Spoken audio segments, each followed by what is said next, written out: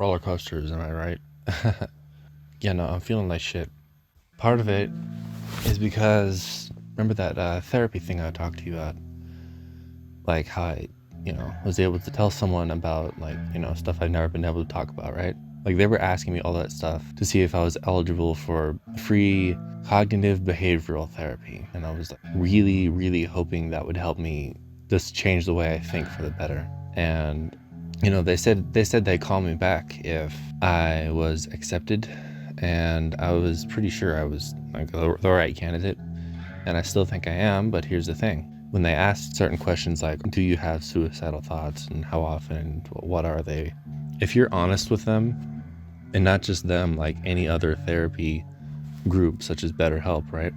If you're honest and say that you are, they suddenly want nothing to do with you, which is what happened. Like, I was honest on the original survey, and then I said, yes, and then they literally stopped the test, and the page was like, okay, here's some resources, we don't want you, basically, right? So I used a different email, and I left out that, and I didn't lie on anything else, and then they accepted me in. So my point in saying all this is, like, when you are searching for help, like on these sites, you're looking for therapy and ways to fix the way you think. If you say that you've been having these suicidal thoughts, they're just going to get rid of you because they don't want the liability of if you just take yourself out on the phone, right? You're looking for help, and then specifically because you need that help, you're not going to get it. You know what I mean?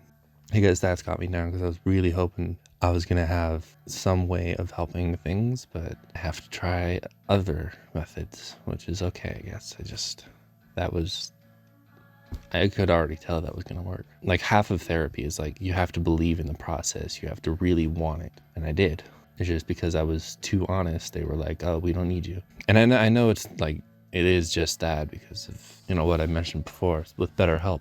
I was, trying to sign up, and literally same exact thing happened. They were asking me all sorts of questions. Yes, no, are you suicidal?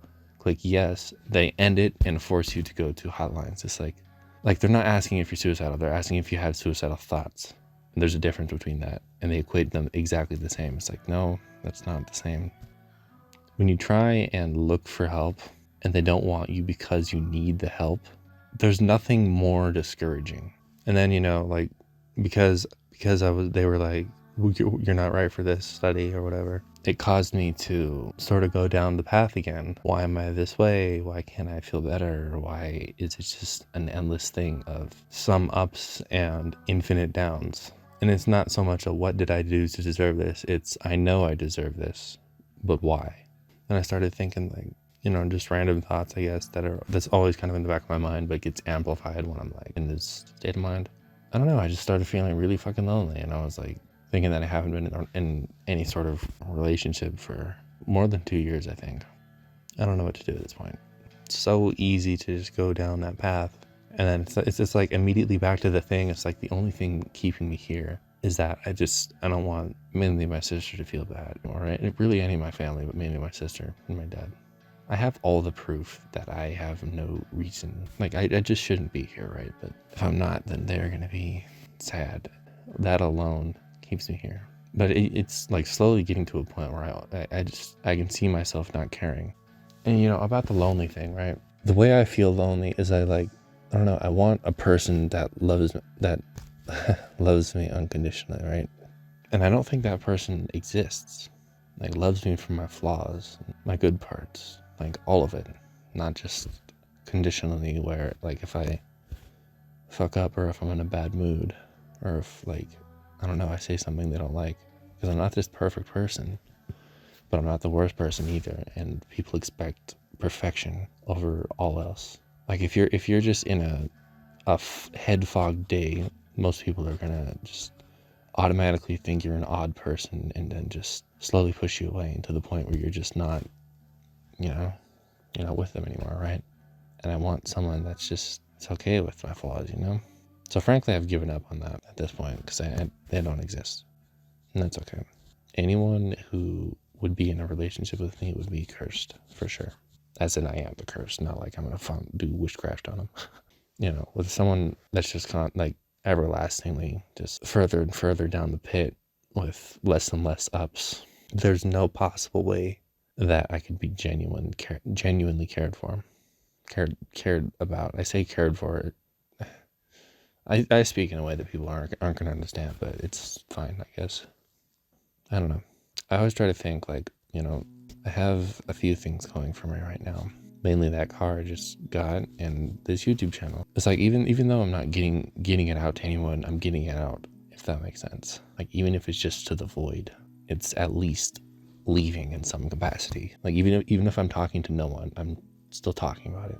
And I don't know if that's like some sort of weird ego thing or if that's just like genuinely a normal thing, like talking about things helps. But that's why I have this channel. That's why I keep posting rather than just abandoning it without a second thought. I like to get stuff out. And of course, the end goal, the best reality, is that I gain a small following that really likes what I have to say. And that's the same reason why I want to make music, because that would be real expression. Because you can say what you're trying to say, but you can't do what you can with music in most cases, which is that, like, okay, you know how if there's it's like a orchestral thing, right? Or like a cinematic thing. You hear those like loud, crazy rumblings and like ramps up in the music. You feel that. And I kind of want to do similar stuff. I want to have you feel what I'm feeling. You can understand it through speech, but through music you can feel it, if that makes sense. It makes sense to me, so I'm going to keep this in, hopefully.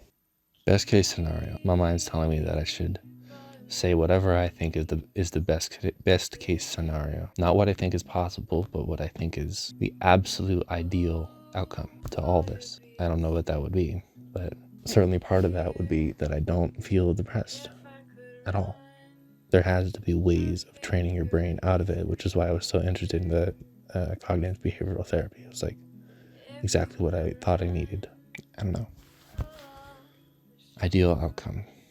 Okay, no depression, and I would have friends, and I would feel present in the moment, which is like, that would be, if I could only have one of those things, that would be exactly what I need. Feeling present in the moment, because I just don't. If I could describe it to try to make you understand, it's like, in some way, it's like I'm a human plugged into a machine, but I don't know that I'm plugged into the machine. And I think that I'm literally describing the Matrix, but that's what it kind of feels like. It's like, I know this is real, but it does not feel real. It feels like the real is outside of this reality. Unless you feel what I'm feeling, you're not going to know what the fuck I'm talking about, and that's fine. It's just, I don't know. There was a pause between there because I kind of lost my train of thought, but